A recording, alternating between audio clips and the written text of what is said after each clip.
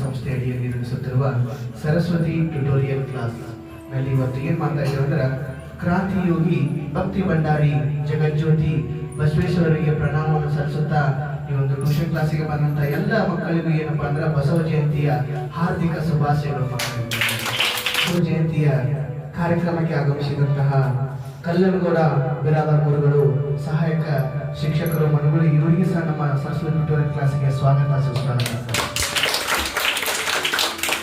ಮೊದಲಿಗೆ ಒಂದು ಕಾರ್ಯಕ್ರಮವನ್ನು ಪ್ರಾರ್ಥನೆ ಗೀತೆಯ ಮೂಲಕ ಪ್ರಾರ್ಥನೆ ಗೀತೆಯನ್ನು ಮೊದಲಿಗೆ ನಾನು ಹೇಳುತ್ತೇನೆ, ಕೇಳಿ ವಚನದ ಮೂಲಕ ಈ ಒಂದು ಕಾರ್ಯಕ್ರಮವನ್ನು ಶುರು ಮಾಡೋಣ.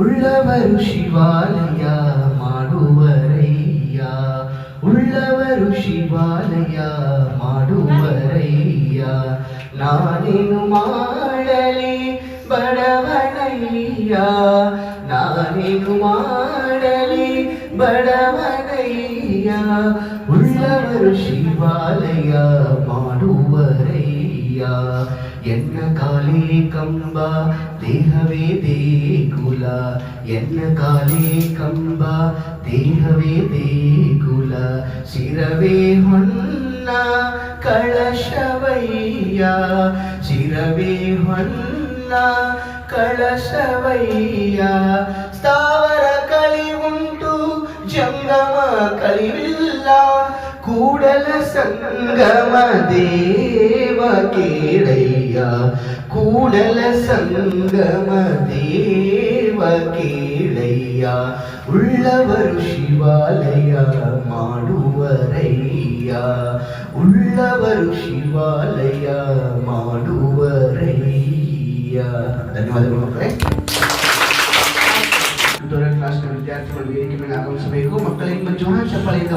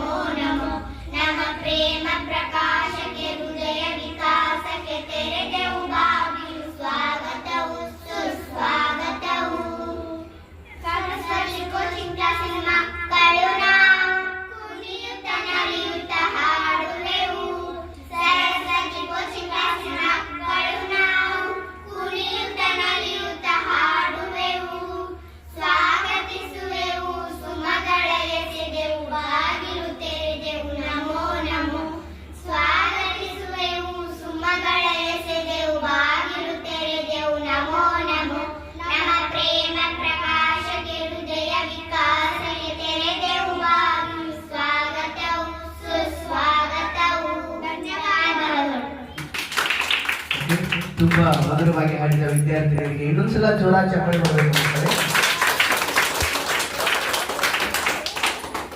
ಓಕೆ, ಈಗ ಅಣ್ಣ ಬಸವಣ್ಣವರ ಭಾವಚಿತ್ರಕ್ಕೆ ಪೂಜೆಯನ್ನು ನಮ್ಮ ಅತಿಥಿಗಳು ನಡೆಸಿಕೊಡಬೇಕಾಗಿ ತಮ್ಮಲ್ಲಿ ವಿನಂತಿ ಮಾಡಿಕೊಳ್ತಾ ಇದ್ದೇನೆ.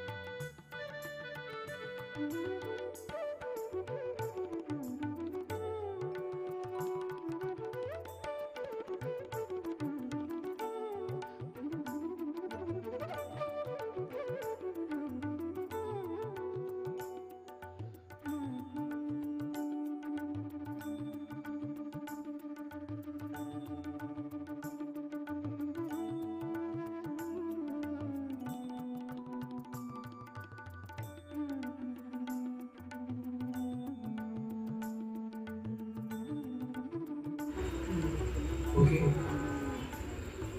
ಬಸವಣ್ಣವರ ಭಾವಚಿತ್ರಕ್ಕೆ ಪೂಜೆಯನ್ನು ಸಲ್ಲಿಸಿದ ಕಲ್ಲನ್ಗೌಡ ಅವರಿಗೆ ಸಲ ಜ್ವರ ಚಪ್ಪಲ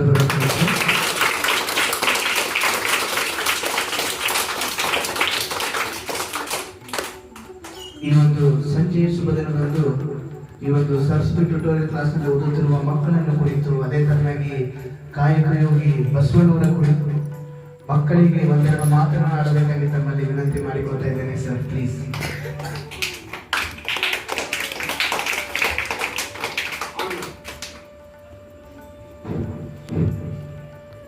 ಗುರು ಬ್ರಹ್ಮ, ಗುರು ವಿಷ್ಣು, ಗುರುದೇವ ಮಹೇಶ್ವರ, ಗುರು ಸಾಕ್ಷಾತ್ ಪರಬ್ರಹ್ಮ, ತಸ್ಮೈ ಶ್ರೀ ಗುರುವೇ ನಮಃ ಅಂತ ಹೇಳುತ್ತಾ, ಇವತ್ತು ಈ ಸರಸ್ವತಿ ಟ್ಯುಟೋರಿಯಲ್ಸ್ನ ಒಂದು ಸಂಯುಕ್ತಾಶ್ರಯದಲ್ಲಿ ವಿಶ್ವಗುರು ಬಸವಣ್ಣನವರ ಜಯಂತಿ ಉತ್ಸವಕ್ಕೆ ನನ್ನನ್ನು ಕರೆದು ಈ ಒಂದು ಅತಿಥಿ ಸ್ಥಾನವನ್ನು ಕೊಟ್ಟಿದ್ದಕ್ಕಾಗಿ ಮೊದಲಿಗೆ ಈ ಕ್ಲಾಸಿನ ಟ್ಯುಟೋರಿಯಲ್ ಕ್ಲಾಸಿನ ಅಧ್ಯಕ್ಷರಾದಂತಹ ಶ್ರೀ ಹನುಮಂತರಾಜ್ ಬಿರಾದರ್ ಅವರಿಗೆ ತುಂಬ ಹೃದಯದ ಧನ್ಯವಾದಗಳನ್ನು ಹೇಳ್ತೇನೆ.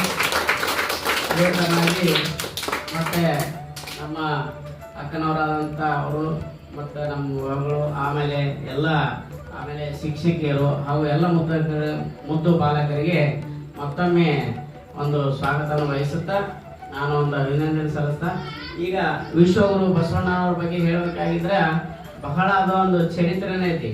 ಯಾಕಂದ್ರೆ ವಿಶ್ವಗುರು ಬಸವಣ್ಣನವರು 12ನೇ ಶತಮಾನದಲ್ಲಿ ಈ ಒಂದು ಕ್ರಾಂತಿಯನ್ನು ಮಾಡಿದಂಥವ್ರು. ಅವರು ಬೇರೆ ಎಲ್ಲಿ ಎಲ್ಲ ನಮ್ಮ ಬಿಜಾಪುರ ಜಿಲ್ಲೆ ಬಸವನ ಬಾಗೇವಾಡಿ ತಾಲೂಕಿನಲ್ಲಿ ಇಂಗ್ಲೇಶ್ವರ ಗ್ರಾಮದಲ್ಲಿ ಒಂದು ಮನೆತನದಲ್ಲಿ ಜನಿಸಿದವರು, ಹೌದಾ. ಆದ್ರೆ ಮೂಲತಃ ಅವರು ಬ್ರಾಹ್ಮಣರ ಮನೆತನದಲ್ಲಿ ಜನಿಸಿದರು. ಅವರು ತಮ್ಮ ಬ್ರಾಹ್ಮಣ ಒಂದು ಸಂಪ್ರದಾಯವನ್ನು ಅಲ್ಲಗಳೆದು ಈ ಲಿಂಗಾಯತ ಸಮುದಾಯವನ್ನ ಅವರು ಜಗತ್ತಿಗೆ ಸಾರಿದರು, ಹೌದಾ. ಅಂತ ಒಂದು ವಿಶ್ವಗುರು ಬಸವಣ್ಣನವರ ಹೇಳ್ಬೇಕಾಗಿತ್ತಂದ್ರೆ ಅವರು ಬರೆದಂತ ವಚನಗಳಲ್ಲಿ ಎಷ್ಟೋ ವಚನಗಳು ಇನ್ನೂ 1200ಕ್ಕಿಂತ ಹೆಚ್ಚು 2000ಕ್ಕಿಂತ ಹೆಚ್ಚು ವಚನಗಳು ಅವರು ಇದು ಅದಾವು. ಅದರಲ್ಲಿ ಕೆಲವೊಂದು ವಚನಗಳು ಮಾತ್ರ ಈಗ ಪ್ರಚಲಿತ ಹೆಚ್ಚದಾವು. ಅವರು ಬರೆದಂತ ವಚನಗಳು ಈಗಾಗಲೂ ಬಹಳ ಒಂದು ಇದದಾವು. ಮತ್ತ ಅವರು ಎಂತ ಜನರನ್ನಂದ್ರ ಒಂದೇ ಸಮಾಜದ ಜನರನ್ನ ಎಲ್ಲ ನೋಡಿಲ್ಲ. ಅವರು ಇಡೀ ನಮ್ಮ ಭಾರತದಲ್ಲಿ ಅಥವಾ ನಮ್ಮ ಕರ್ನಾಟಕದಲ್ಲಿ ಎಲ್ಲ ಹಿಂದುಳಿದ ಸಮಾಜದವ್ರನ್ನ ಎತ್ತಿ ಹಿಡಿದು ಅವರು ಅವರ ಸಮಾಜಕ್ಕೆ ಒಳ್ಳೆಯದನ್ನ ಮಾಡಿ ಅವರಿಗೆ ಒಳ್ಳೆಯ ಸಂಸ್ಕಾರವನ್ನ ಮಾಡಿದರು. ಅವರು ಯಾರ್ಯಾರು ಅವ್ರ ಜೋಡಿ ಅನುಯಾಯಿಗಳು ಆಗಿದ್ರ ಅಂತಂದ್ರೆ ಬಹಳ ಜನ ಯಾರಂತಂದ್ರೆ ಅಂಬಿಗರ ಚೌಡಯ್ಯ ಆಗಿರ್ಬಹುದು, ಹೌದಾ. ಆಮೇಲೆ ಸತ್ಯಕ್ಕ ಆಗಿರಬಹುದು, ಆಮೇಲೆ ಇನ್ನೂ ಹಲವಾರು ಶರಣರು, ಸೂಳೆ ಸಂಕಕ್ಕ ಆಗಿರಬಹುದು, ಹೌದಾ. ಇನ್ನು ಹಲವಾರು ಶರಣರು ಅವರು ಒಂದು ಎಲ್ಲಿ ಇತ್ತಂದ್ರ ಹಿಂಗ ಪ್ರಚಾರ ಮಾಡ್ಕೊತ ಅವರು ಯಾರ ಆಸ್ಥಾನದಾಗ ಮಂತ್ರಿ ಆಗಿದ್ರು, ಬಸವಣ್ಣನವರು ಯಾರ ಆಸ್ಥಾನದಾಗ ಮಂತ್ರಿ ಆಗಿದ್ರು, ಬಿಜ್ಜಳ ರಾಜನ ಅದರಲ್ಲಿ ಮಂತ್ರಿ ಆಗಿದ್ರು. ಅಲ್ಲಿ ಬಹಳ ಜನ ಅವ್ರಿಗೆ ಬಸವಣ್ಣನವ್ರ ಬಗ್ಗೆ ಬಹಳ ಮಂದಿ ಕಾಡ್ತಿದ್ರು. ಆದ್ರೂ ಅವ್ರು ಏನ್ ಮಾಡ್ತಿದ್ರು, ಆ ಬಸವಣ್ಣನವರ ತತ್ವ ಇದರಿಂದ ಜನ ಅವ್ರು ಬಹಳ ಬೆನ್ನ ಹತ್ತಿ ಅವ್ರ ಇದಾಗಿ ಅವರ ಅನುಯಾಯಿಗಳಾಗಿದ್ರು. ಅವ್ರಿಗೆ ಹುಟ್ಟು ಬಿಜಾಪುರದಲ್ಲಿ ಆದ್ರೂ ಮೊದಲು ಅಖಂಡ ಜಿಲ್ಲೆ ಯಾವ್ದಿತ್ತಂದ್ರೆ ಬಾಗಲಕೋಟೆ, ಬಿಜಾಪುರ, ಹೌದಲ್ಲ. ಈಗ ಬಸವಣ್ಣನವರು ವಚನಗಳು ನಿಮ್ಗೆಲ್ಲ ಗೊತ್ತಿದೆ. ಯಾರಾದ್ರೂ ಒಂದು ವಚನ ಹೇಳ್ತೀರಾ, ಅವರು ಕಾಯಕವೇ ಕೈಲಾಸ, ದಯವೇ ಧರ್ಮದ ಮೂಲವಯ್ಯ. ಹಂಗಂದ್ರೆ ಏನು? ಕಾಯಕವೇ ಕೈಲಾಸ ಅಂದ್ರ ಯಾರು ಹೇಳ್ತಾರೆ ಮಕ್ಕಳು? ಕಾಯಕ ಅಂದ್ರೆ ಏನು? ಕೆಲಸ. ಯಾರು ಕೆಲಸದಲ್ಲಿ ನಾವು ನಿರಂತರವಾಗಿ ಶ್ರಮ ವಹಿಸಿ ಮಾಡ್ತೇವು, ನಮಗೆ ಏನಾಗ್ತೈತಿ ಅಂದ್ರೆ ಕೈಲಾಸವನ್ನ ದೊರೀತೈತಿ. ಅಂತ ಒಂದು ಇದು ಯಾರಲ್ಲಿ ದೊರೆತೈತಿ ಅಂತಂದ್ರ ವಿಶ್ವಗುರು ಬಸವಣ್ಣನವರು ಕಂಡುಕೊಂಡಾರ. ಆಮೇಲೆ ದಯವೇ ಧರ್ಮದ ಮೂಲವಯ್ಯ. ದಯವೇ ಧರ್ಮದ ಮೂಲವಯ್ಯ ಅಂತಂದ್ರೆ ಏನು? ನಾವು ಎಲ್ಲರಲ್ಲಿ ದಯವನ್ನ ಕಾಣ್ತೇವಂದ್ರ ಸಕಲ ಪ್ರಾಣಿಗಳು, ಜೀವರಾಶಿ 84 ಲಕ್ಷ ಕೋಟಿ ಜೀವರಾಶಿಗಳದ ನಮ್ಮ ಭೂಮಿ ಮೇಲೆ. ಎಷ್ಟದಾವು? 84 ಲಕ್ಷ ಜೀವರಾಶಿಗಳು. ಅದ್ರ ಮನುಷ್ಯನ ಒಂದು ಜೀವರಾಶಿನೇ, ಹೌದಾ. 84 ಲಕ್ಷ ಜೀವರಾಶಿಗಳಲ್ಲಿ ಮನುಷ್ಯನ ಒಂದು ಜೀವರಾಶಿ. ಈ ಎಲ್ಲ ಜೀವಗಳಲ್ಲಿ ಏನಾಕೈತಿ ಅಂದ್ರೆ ನಾವು ದಯವನ್ನ ಕಾಣಿದ್ರ ನಮ್ಮ ಧರ್ಮವನ್ನ ಉಳಿತೈತಿ, ಹೌದಾ. ಈ ನಮ್ಮ ಧರ್ಮ ಉಳಿಬೇಕಾದ್ರ, ಈ ನಮ್ಮ ಮೂಲವಾಗಿ ನಮ್ಮ ಲಿಂಗಾಯತ ಧರ್ಮ ಉಳಿಬೇಕಾಗಿದ್ರ ಕಾರಣ ಯಾರು ಅಂತಂದ್ರೆ ವಿಶ್ವಗುರು ಬಸವಣ್ಣ. ಬಸವಣ್ಣ ನಮ್ಮ ದೇಶಕ್ಕೆ, ನಮ್ಮ ರಾಜ್ಯಕ್ಕೆ, ಜಿಲ್ಲೆಗೆ ಮಾತ್ರ ಸೀಮಿತವಾಗಿಲ್ಲ. ಇವರ ಒಂದು ಮೂರ್ತಿ ಎಲ್ಲೈತಿ? ಇವತ್ತ ಲಂಡನ್ದಲ್ಲಿ ಐತಿ. ಲಂಡನ್ ದೇಶ ಎಲ್ಲೈತಿ? ಅಮೆರಿಕಾದಾಗ. ಅಮೆರಿಕಾದ ಲಂಡನ್ದಲ್ಲಿ ವಿಶ್ವಗುರು ಬಸವಣ್ಣನವರ ಮೂರ್ತಿ ಮಾಡ್ಯಾರ. ಅಂದ್ರ ಅವ ಎಂತ ಪವಾಡ ಪುರುಷ ಇತ್ತಂದ್ರ, ಬಸವಣ್ಣ ಯಾವಾಗಲೂ ಬಹಳ ಒಂದು ನಿಷ್ಠೂರ, ಆಮೇಲೆ ದಯಾಮಯಿ, ಆಮೇಲೆ ಬಹಳ ಒಂದು ವಾಗ್ಮಿಯಾಗಿದ್ದ, ಬಹಳ ಸೆಣೆ ಇದ್ದವ ಬಿಜ್ಜಳ ರಾಜ್ಯದೊಳಗೆ. ಹೌದಾ? ಮುಂದ ಅವಾಗ ಯಾವ ತರ ಆದ್ರ ಆ ರಾಜ್ಯದಿಂದ ಅವಾಗ ಮರಣ ಆಯ್ತು. ಹೌದಲ್ಲ? ಅವ ಅಲ್ಲಿ ಬಹಳ ಕಿರುಕುಳ ಆದ ಬಿಜ್ಜಳ ರಾಜನಲ್ಲಿ. ಅವನ ಎಲ್ಲಿ ಇದು ಆಯ್ತಂದ್ರೆ ಪ್ರಧಾನಿ ಆಗಿದ್ದಲ್ಲ ಬಸವ ಕಲ್ಯಾಣದಲ್ಲಿ. ಬಸವ ಕಲ್ಯಾಣದಲ್ಲಿ ಒಬ್ಬ ರಾಜನಲ್ಲಿ, ಬಿಜ್ಜಳ ರಾಜನ ಮಂತ್ರಿ ಆಗಿದ್ದ. ಅವನ ಒಂದು ಆಸ್ಥಾನದಲ್ಲಿ ದೊಡ್ಡ ಮಂತ್ರಿ ಇದ್ದ ಇವ. ಇವಾಗ ಎಂತಾರು ಜನ ಕಾಡ್ತಿರ್ತಂದ್ರೆ ಇವ ಒಳ್ಳೆ ಮಾಡೋರಿಗೆ ಬಹಳ ಜನ ಕಾಡ್ತಿರ್ತಾರೆ. ಈ ಉದಾಹರಣೆ, ಏನ ನಾವು ಒಳ್ಳೆ ಕೆಲಸ ಮಾಡ್ತೇವೆ ಅಂದ್ರೆ ನಮ್ಗೆ ಹಿಂದೆ ಬಹಳ ಮಂದಿ ಕಾಡ್ತಿರ್ತಾರೆ. ನಾವು ಬಹಳ ಸೆಣೆ ಮಾಡ್ತೇವೆ ಅಂದ್ರೆ ಏನ್ ಮಾಡ್ತೇವೆ, ಅದಕ್ಕೆ ನಾವು ಎಲ್ಲರೂ ಹೆಂಗಿರ್ಬೇಕು? ಧೈರ್ಯವಂತರಾಗಿರ್ಬೇಕು. ಹೌದಾ? ಒಳ್ಳೆ ಅಭ್ಯಾಸವನ್ನ ಮಾಡ್ಬೇಕು, ಒಳ್ಳೆ ನಡೆ ನುಡಿಗಳನ್ನ ಪಾಲಿಸಬೇಕು. ಕರೆಕ್ಟಾ? ನೀವು ಎಲ್ಲರೂ ಈ ಬಸವಣ್ಣನ ತತ್ವಗಳನ್ನ ಅಳವಡಿಸಬೇಕು. ಯಾಕಂದ್ರೆ ನುಡಿದರೆ ಮುತ್ತಿನ ಹಾರದಂತಿರಬೇಕು. ಹೆಂಗಿರ್ಬೇಕು? ನುಡಿದರೆ ಮುತ್ತಿನ ಹಾರದಂತಿರಬೇಕು. ನಾವು ಮಾತಾಡಿದ್ರ ಮುತ್ತಿನ ಹಾರ ಹೆಂಗಿರ್ತೈತಿ? ಬೆಳಗಿರ್ತೈತಿಲ್ಲ? ಹಂಗ ಬೆಳಗಾಗಿ ನಮ್ಮ ಬಾಯಿಯನ್ನು ತೆರೆದು ಮಾತಾಡಿದ್ರೆ ನಮ್ಮ ಹಾರ ನುಡಿದರೆ ಮುತ್ತಿನ ಹಾರದಂತಿರಬೇಕು. ನುಡಿದರೆ ಹಾರದಂತಿರಬೇಕು. ನೆಕ್ಸ್ಟ್, ನುಡಿದರೆ ಸ್ಫಟಿಕದ ಸಲಾಕೆ ಅಂತಿರಬೇಕು. ಬಸವಣ್ಣನವರು ವಚನ ಹೇಳ್ತಾರ, ನುಡಿದರೆ ಮುತ್ತಿನ ಹಾರದಂತಿರಬೇಕು, ನುಡಿದರೆ ಸ್ಫಟಿಕದ ಸಲಾಕೆ ಅಂತಿರಬೇಕು, ನುಡಿದರೆ ಲಿಂಗ ಮೆಚ್ಚಿ ಹೌದೌದು ಎನ್ನಬೇಕು. ನುಡಿದರೆ ಅಂದ್ರೆ ನುಡಿದು ಅಂದ್ರೆ ಏನು? ಮಾತನಾಡೋದು. ನುಡಿದರೆ ಲಿಂಗ ಮೆಚ್ಚಿ ಹೌದೌದು ಎನ್ನಬೇಕು. ನಮ್ಮ ಕೂಡಲ ಸಂಗಮ ದೇವ ಕೇಳ್ತಾನ. ಹೌದಾ? ಅವರ ವಚನಗಳು ಇವತ್ತ ಬಹಳ ಒಂದು ತಾತ್ವಿಕವಾಗಿ ಜೀವನವನ್ನ ನಮ್ಮದು ಬದಲಾವಣೆ ಮಾಡ್ಲಿಕ್ಕೆ ಅವರ ವಚನಗಳು ಬಹಳ ನಮಗೆ ಉಪಯೋಗ ಅದಾವ. ಹೌದಾ? ಅಂತ ಒಂದು ವಿಶ್ವಗುರು ಬಸವಣ್ಣನವರಿಗೆ ಬಿಜ್ಜಳ ರಾಜ್ಯದಲ್ಲಿ ಅಂದ್ರ ಬಸವ ಕಲ್ಯಾಣ, ಈಗಿನ ಬಸವ ಕಲ್ಯಾಣದಲ್ಲಿ ಅವ್ರನ್ನ ಬಹಳ ಇದ್ರ ಸಲುವಾಗಿ ಏನ್ ಮಾಡಿದ್ರು, ಅವ್ರಿಗೆ ಹೊಡೆದು ಓಡಿಸಿದ್ರು. ಅವ್ರು ಬಂದು ಎಲ್ಲಿ ಐಕ್ಯ ಆಗ್ಯಾರ? ಬಸವಣ್ಣನವ್ರು ಎಲ್ಲಿ ಐಕ್ಯ ಆಗ್ಯಾರ? ಕೂಡಲ ಸಂಗಮಕ್ಕೆ. ನೀವು ಹೋಗಿರ ಪ್ರವಾಸ ಕೂಡಲ ಸಂಗಮದಲ್ಲಿ ಬಸವನ ಐಕ್ಯ ಮಂಟಪ ಅದು. ಹೌದಾ? ಅವ ಬಸವ ಅಲ್ಲಿ ಆ 3 ನದಿಗಳು ಸಂಗಮ ನದಿ ಅದಾವು. ಯಾವ್ಯಾವ ನದಿ ಅದಾವ ಅಲ್ಲಿ? ಕೃಷ್ಣ, ಘಟಪ್ರಭಾ, ಮಲಪ್ರಭಾ, 3 ನದಿಗಳ ಕೂಡದಲ್ಲಿ ಅವ ಏನಾಗ್ಯಾನ? ಐಕ್ಯ ಆಗ್ಯಾನ. ಅರ್ಥ ಆಗ್ತದೆ? ಅದಕ್ಕಾಗಿ ವಿಶ್ವಗುರು ಬಸವಣ್ಣ ಇವತ್ತ ಒಂದೇ ಸಮಾಜ ಒಬ್ಬರಿಗೆ ಸೀಮಿತ ಅಲ್ಲ, ಇಡೀ ನಮ್ಮ ಭಾರತದ ಸಂಸ್ಕೃತಿಗೆ ಒಂದು ಮಾದರಿಯಾದಂತ ಒಬ್ಬ ಯಾರಂತಂದ್ರೆ ಸಾಂಸ್ಕೃತಿಕ ನಾಯಕ ಅಂದ್ರೆ ಯಾರವರು? ವಿಶ್ವಗುರು ಬಸವಣ್ಣ. ವಿಶ್ವಗುರು ಅನ್ಬೇಕಾಗಿದ್ದ ಸುಮ್ಮನೆ ಎಲ್ಲರಿಗೆ ಅನ್ನಕ್ ಬರೋದಿಲ್ಲ. ವಿಶ್ವಗುರು ಅಂದ್ರೆ ವಿಶ್ವ ಅಂದ್ರೆ ಏನು? ಜಗತ್ತು. ಜಗತ್ತಿಗೆ ಒಬ್ಬ ಗುರು ಯಾರು ಅಂತಂದ್ರೆ ಅದು ಬಸವಣ್ಣ. ಬಸವಣ್ಣ ಯಾವ ಜಿಲ್ಲೆಯವನ? ವಿಜಯಪುರ ಜಿಲ್ಲೆಯವ. ಯಾವ ತಾಲೂಕು? ಬಸವನ ಬಾಗೇವಾಡಿ. ಯಾವ ಊರು? ಇಂಗ್ಲೇಶ್ವರ. ಹೌದಾ?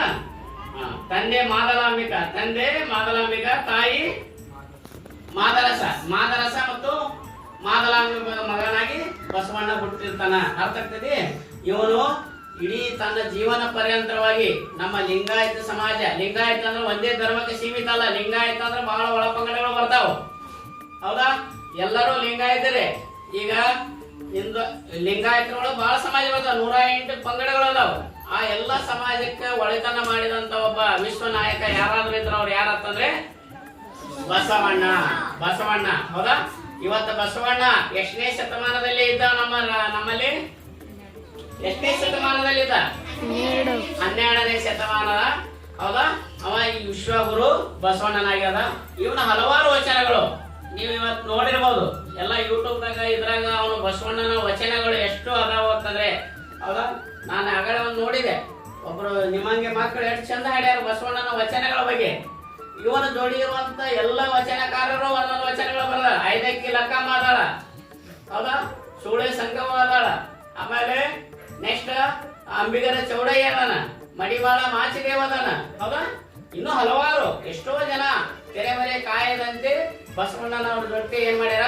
ಕಾಯಕ ಅಂದ್ರ ಕೆಲಸವನ್ನ ಮಾಡ್ಯಾರ ಅಂತ ವಿಶ್ವಗುರು ಬಸವಣ್ಣನವರ ಜಯಂತಿ. ಇವತ್ತ ಬಸವಣ್ಣನ ಜಯಂತಿ ಅಷ್ಟೇ ಅಲ್ಲ, ಅಕ್ಷಯ ತೃತೀಯ ತರ ಇದು.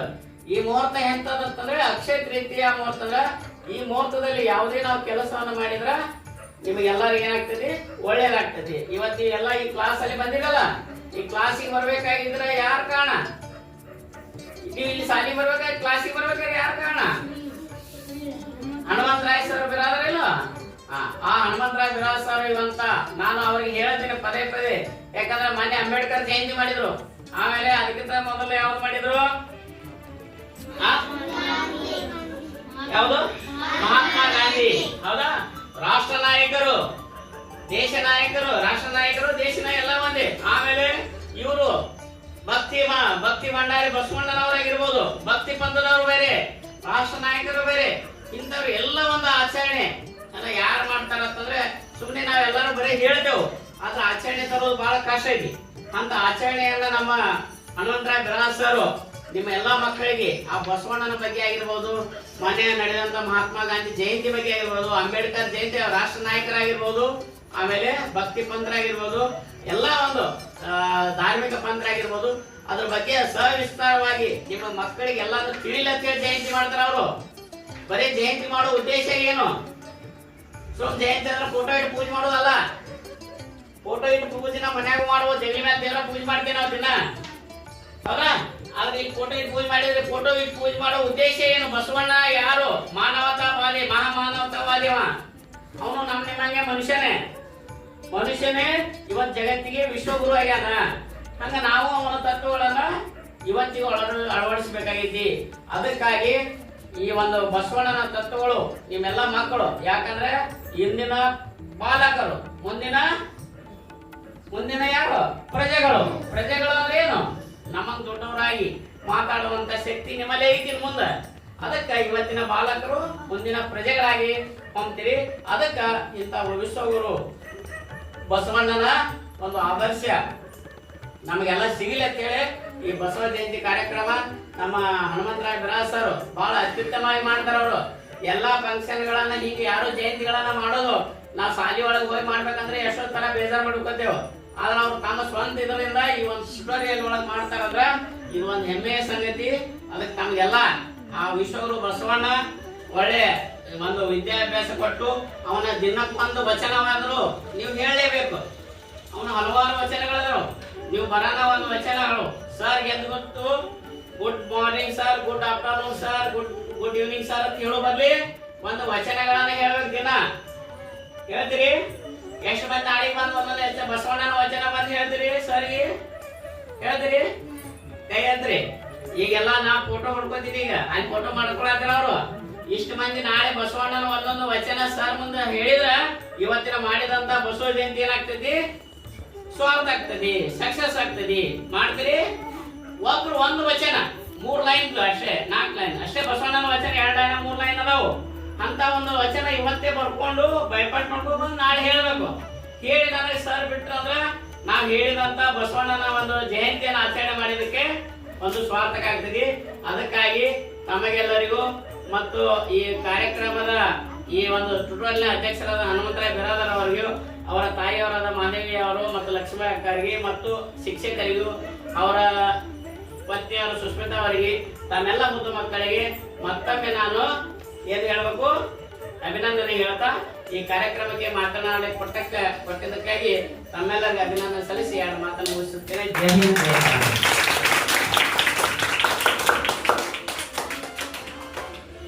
ಓಕೆ, ತುಂಬಾ ಅರ್ಥಪೂರ್ಣವಾಗಿ ಅಣ್ಣ ಬಸವಣ್ಣವರ ವಿಚಾರಗಳನ್ನು ಹಂಚಿಕೊಂಡಂತ ಕಲ್ಲನಗೌಡ ಬಿರಾದರ್ ಗುರುಗಳಿಗೆ ಇನ್ನೊಮ್ಮೆ ಚಪ್ಪಾಳೆ ಬರಬೇಕು. ನಿಮಗೆಲ್ಲ ವಯಸ್ಸೆಟ್ಟಪಿ 7, 8, 9, 10, 11, 12, 13, 14 ತನ ಇಲ್ಲ. ನೋಡ್ರಿ, ಈ ಮಾನರಸ ಮತ್ತು ಮಾದಲಾಂಬಿಕೆ ಯಾರಂದ್ರ ಬಸವಣ್ಣವರ ತಾಯಿ ತಂದೆ. ಅವರು ದೊಡ್ಡ ರಾಜ್ಯ ಮಹಾರಾಜರವರು, ದೊಡ್ಡ ಶ್ರೀಮಂತರು. ಅವ್ರಿಗೆ ಒಟ್ಟ ಮಕ್ಕಳಾಗಿರಂಗಿಲ್ಲಪ್ಪಿ. ಮಕ್ಕಳಾದಂತ ಸಂದರ್ಭದವ್ರು ಏನಾಗೈತೆ, ಅವರು ಒಂದ್ ದೇವ್ರು ಬೆಳ್ಕೊತಾರ. ದೇವರ ಮಕ್ಕಳು ಕರುಣಿಸಪ್ಪ ಅಂತೇಳಿ ತುಂಬಾ ದಟ್ಟವಾದ ಒಂದು ರಥ ಹೇಳ್ಕೊಂಡು ದೇವ್ರು ಬೆಳ್ಕೊಂಡ ತಕ್ಷಣ ದೇವ್ರ ಏನ್ ಮಾಡ್ತಾನೆ, ವರವಾಗಿ ಒಂದು ಮಗು ಜನಿಸ್ತೈತಿ. ಅದೇ ಯಾವ್ದಂದ್ರ ಬಸವಣ್ಣ. ಬಸವಣ್ಣವ್ರು 8ನೇ ವಯಸ್ಸಾಕೈತಿ, ಬ್ರಾಹ್ಮಣ ಕುಟುಂಬ ಅವ್ರದ್ದು 8 ವಯಸ್ಸು ಇರ್ತೈತಿ. ಅವ್ರಿಗೆ ಏನಾಕೈತಿ ಇವಾಗ ಜನವಾರ ಹಾಕ್ತಿರ್ತಾರೆ. ಜನವಾರ ಗೊತ್ತೈತಿ ಬ್ರಾಹ್ಮಣ ಕುಟುಂಬ ಒಳಗ ಜನವಾರ ಹಾಕುವಂತ ಪ್ರಸಂಗ ಒಳಗ ಅವ್ರು ಹಾಕಿರ್ತಾರ ಒಬ್ಬಾಕಿ. ಅಕ್ಕಗ ಹಾಕ್ಲಿಲ್ಲ ಜನವಾರ, ಬಟ್ ಬಸವಣ್ಣ ಹಾಕಿದ್ರು. ಅವಾಗ ಬಸವಣ್ಣ ಕೇಳ್ತಾನ, ಕ್ವಶನ್ ಮಾಡ್ತಾನ, ಅಕ್ಕಗೆ ಯಾಕೆ ಹಾಕ್ಲಿಲ್ಲ, ನನಗೆ ಯಾಕೆ ಜನವಾರ ಹಾಕಿದ್ರಿ? ಅವಾಗೆ ಬಸವಣ್ಣಗೆ ಏನಾಯ್ತು, ಎಲ್ಲರಿಗೂ ಸಮಾನತೆ ಇರ್ಬೇಕಂತೇಳಿ ತಲೆಯಾಗ ಬಂತು. 8ನೇ ವಯಸ್ಸಿದ್ದಾಗ ಮಕ್ಕಳೇ ತಿಳ್ಕೋರಿ, ಅಕ್ಕಳಿಗಿಲ್ಲದ ಜನವಾರ ನನಗೇಕೆ ಬೇಕು ಅಂತ ಅಂದ್ಬಿಟ್ರು. ಯಾಕಂದ್ರೆ ಅಲ್ಲಿ ಏನ್ ಮಾಡಿದ್ರು ಅವರು, ಹೆಣ್ಣು ಮಕ್ಕಳಿಗೂ ಸಮನಾದ ಅವಕಾಶ ಕೊಡ್ಬೇಕಂತೇಳಿ ಅವಾಗೆ ವಿಚಾರ ಮಾಡಿದ್ರು. ಎಷ್ಟನೇ ವಯಸ್ಸ? 8ನೇ ವಯಸ್ಸಿದ್ದಾಗ ಮಕ್ಕಳೇ ತಿಳ್ಕೋರಿ. ಅವಾಗೆ ಅವ್ರ ಏನಂತ ಕ್ರಾಂತಿ ಹುಟ್ಕೋತ. ಅವಾಗೆ ಯಾರ್ದು? ಬಸವಣ್ಣವ್ರದ್ದು. ಬಸವಣ್ಣವ್ರ ಬಗ್ಗೆ ಎಲ್ಲ ಹೇಳ್ಬಿಟ್ಟಾರ ನಮ್ಮ ಮಹೋದಯರು. ಆದ್ರೂ ನಮ್ಮ ಕನ್ನಡ ಲ್ಯಾಂಗ್ವೇಜ್ ಅವಾಗ ಹಾಕಿತ್ತ, ಕನ್ನಡ ಭಾಷೆ ಸುಳಿದ ಬಾಳೆಹಣ್ಣಿನ ತರ ಇತ್ತು. ಹಳೆಗನ್ನಡ ಭಾಷೆ ನಮ್ದು ಅವಾಗೆಲ್ಲ ಓದಾಕೆ ಬರ್ತಿದ್ದಿಲ್ಲ ಯಾರಿಗೂ. ಅಂತ ಒಂದು ಪ್ರಸಂಗಗಳು ನಮ್ಮ ಬಸವಣ್ಣವ್ರು ಏನ್ ಮಾಡಿದ್ರ, ಸರಳ ಭಾಷೆ ಒಳಗ ಎಲ್ಲರಿಗೂ ಓದಾಕ್ ಬರಂತ ಭಾಷೆ ಒಳಗೆ ಏನ್ ಮಾಡಿದ್ರು, ನಮ್ಮ ವಚನ ಸಾಹಿತ್ಯವನ್ನು ರಚಿಸಲು ಪ್ರಾರಂಭ ಮಾಡಿದ್ರು. ಮಕ್ಕಳೇ, ಎಂತ ಒಬ್ಬ ಅನಕ್ಷರಸ್ಥನಾದ್ರೂ ಅವ ಅಕ್ಷರಸ್ಥನಾಗಿ ಓದುವಂತ ಒಂದು ವೇಳೆ ಬಂತು ಮಕ್ಕಳೇ. ಎಂತ ನಮ್ಮ ಭಾರತ ಕರ್ನಾಟಕಕ್ಕೆ ಏನ್ ಕೊಟ್ರು, ಅವರು ಒಂದು ಕೊಡುಗೆ ಕೊಟ್ರು. ಅದಕ್ಕೆ ಬಸವಣ್ಣವ್ರಿಗೆ ಏನಂತ ಕರೀತಾರ, ಕರ್ನಾಟಕದ ಮಾರ್ಟಿನ್ ಲೂಥರ್ ಕಿಂಗ್ ಅಂತ ಕರೀತಾರ. ಮಕ್ಕಳು ಏನ್ ಕರೀತಾರ? ಕರ್ನಾಟಕದ ಮಾರ್ಟಿನ್ ಲೂಥರ್ ಕಿಂಗ್ ಅಂತ ಕರೀತಾರ. ಇವರು ಹರಳಯ್ಯ ಗೊತ್ತೈತೆ? ಹರಳಯ್ಯ ವಿಜಯಶರಣ ಹರಳಯ್ಯನ ಮಗಳನ್ನ ಒಬ್ಬ ರಾಜನ ಮಗನಿಗೆ ಅವಾಗ ಏನ್ ಮಾಡ್ತಾರ, ಅಂತರ್ಜಾತಿ ವಿವಾಹ ಮಾಡ್ತಾರ. ಮಕ್ಕಳೇ, 12ನೇ ಶತಮಾನದೊಳಗೆ ಕೇಳ್ರಿ. ಈಗೆಲ್ಲ ಬರೋವಾಗ ಕೆರೆಗೆ ಹೋದೇವ್ ಅಂದ್ರೆ, ಅವ್ರು ಅಸ್ಪೃಶ್ಯರಪ್ಪ, ಅವ್ರು ಕೆರೆ ನೀರು ತುಂಬ್ಕೊಂಡ್ಬಿಟ್ರಪ್ಪ, ಕೆರೆ ನೀರು ತುಂಬ್ಕೊಂಡ್ಬಿಟ್ಟು ನಾವ್ ಏನ್ ಮಾಡ್ತೇವಿ, ಹೊರಗಡೆ ಹೋಗ್ಬಿಡ್ತೇವಿ. 12ನೇ ಶತಮಾನದೊಳಗೆ ಅವ್ರು ಏನ್ ಮಾಡಿದ್ರು, ಎಲ್ಲರಿಗೂ ಸಮಾನಾದ ಅವಕಾಶ ಇರಬೇಕು. ಈಗೆಲ್ಲ ನಾವು ಸಂವಿಧಾನ ಓದ್ತೇವಿ, ಸಂವಿಧಾನ ಹೇಳ್ತೈತಿ ಎಲ್ಲರಿಗೂ ಸಮಾನಾದ ಅವಕಾಶ ಅಂತ ಹೇಳ್ತಿಲ್ಲ. 12ನೇ ಶತಮಾನದೊಳಗೆ ಸಂವಿಧಾನ ಬರೆಯಲು ಪ್ರೇರಣೆ ಕೊಟ್ಟವ್ರು ಯಾರಂದ್ರ ಅಣ್ಣ ಬಸವಣ್ಣ. ಮಕ್ಕಳಿಗೆ ಎಷ್ಟೋ ಜನರಿಗೆ ಗೊತ್ತಿಲ್ಲ, ಗೊತ್ತಾಗೈತಿ. ಇನ್ನೂ ಬಹಳಷ್ಟು ವಿಚಾರಗಳನ್ನು ಹಂಚ್ಕೋಬೇಕಂತ ಮಾಡಾಕ್ತೀವಿ, ಸಮಯ ಅಭಾವ ಐತಿ. ಅದಕ್ಕೆ ಇನ್ನೊಂದು ವಚನವನ್ನು ಹೇಳಿ ಒಂದು ಕಾರ್ಯಕ್ರಮ ಮುಗಿಸೋಣ್ರೆ.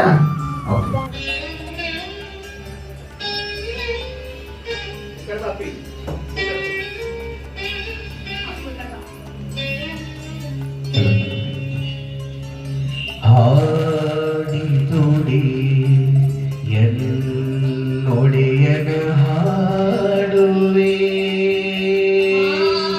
ಹಾಡಿದುಡಿ ಎನ್ನೊಡೆಯನ ಹಾಡುವೆ, ಬೇಡಿದುಡಿ ಎನ್ನೊಡೆಯನ ಬೀಡುವೆ, ಎನ್ನೊಡೆಯನ ಬೇಡುವೆ.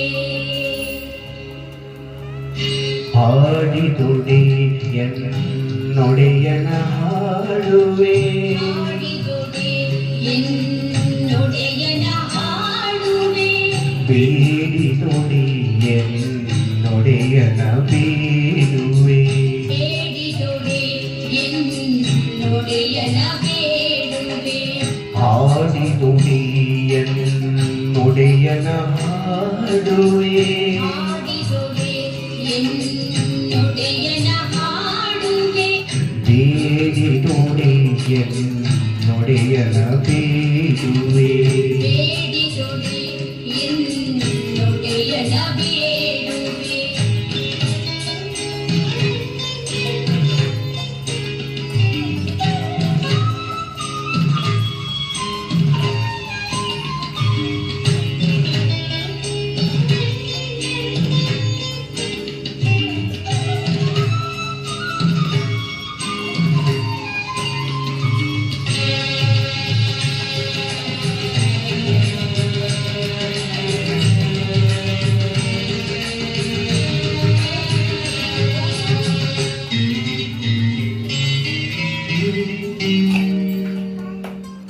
ಒಡೆಯಂ ಗೊಡಲ ತೋರಿ ಎನ್ನ ಬಡತನವ ಭಿನ್ನೈಸುವೆ,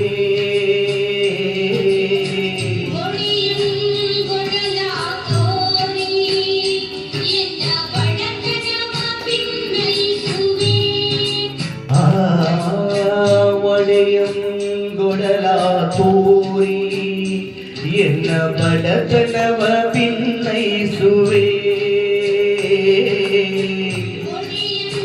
ಗೊಡೆಲ ತೋರಿ ಎನ್ನ ಬಡತನವ ಒಡೆಯ ಮಹಾದಾನಿ ಕೂಡಲ ಸಂಗಮ, ಒಡೆಯ ಮಹಾದಾನಿ ಕೂಡಲ ಸಂಗಮ, ದೇವರಿಗೆ ಶರಣೊತ್ತಿ ಬೇಡುವೆ. ದೇವರಿಗೆ ಶರಣೊತ್ತಿ ಬೇಡುವೆ, ದೇವರಿಗೆ ಶರಣೊತ್ತಿ ಬೇಡುವೆ.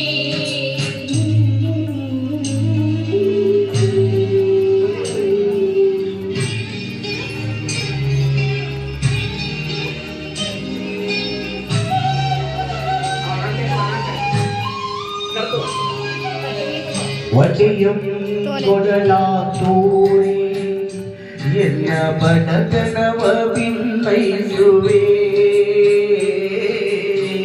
ಒಡೆಯಂಗೊಡಲ ತೋರಿ ಎನ್ನ ಬಡತನವ ಬಿನ್ನೈಸುವೆ.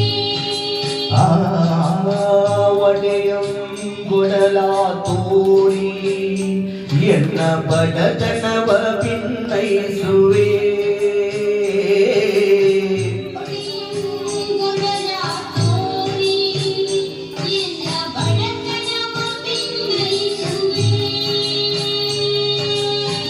ಒಡೆಯ ಮಹಾದಾನಿ ಕೂಡಲ ಸಂಗಮ, ಒಡೆಯ ಮಹಾದಾನಿ ಕೂಡಲ ಸಂಗಮ, ದೇವರಿಗೆ ಶರಣೊತ್ತಿ ಬೇಡುವೆ. ದೇವರಿಗೆ ಶರಣೊತ್ತಿ ಬೇಡುವೆ, ದೇವರಿಗೆ ಶರಣೊತ್ತಿ ಬೇಡುವೆ. ಹಾಡಿದೊಡೆಯನೊಡೆಯನ ಹಾಡುವೆ, ಹಾಡಿದೊಡೆಯನೊಡೆಯನ ಹಾಡುವೆ. ಬೇಡಿದೊಡೆಯನೊಡೆಯನ ಬೇಡುವೆ. ಬೇಡಿದೊಡೆಯನೊಡೆಯನ ಬೇಡುವೆ. ಹಾಡುವೆ ಬೇಡುವೆ ಹಾಡುವೆ ಬೇಡುವೆ.